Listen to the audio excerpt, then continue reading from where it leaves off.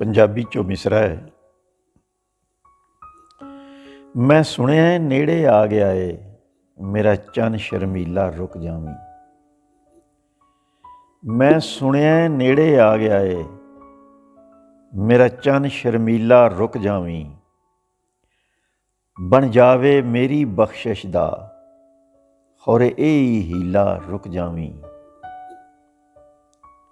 ਬਣ ਜਾਵੇ ਮੇਰੀ ਬਖਸ਼ਿਸ਼ ਦਾ, ਖੌਰੇ ਇਹ ਹੀਲਾ ਰੁਕ ਜਾਵੀਂ। ਹੁਣ ਜੀਣੇ ਦਾ ਕੋਈ ਸ਼ੌਕ ਨਹੀਂ, ਬਸ ਦੀਦ ਉਹਦੀ ਦੀਆਂ ਸਦਰਾਂ ਨੇ। ਤੈਨੂੰ ਰੱਬ ਰਹਿਮਾਨ ਦਾ ਵਾਸਤਾ ਈ, ਜ਼ਰਾ ਇਜ਼ਰਾਈਲਾ ਰੁਕ ਜਾਵੀਂ।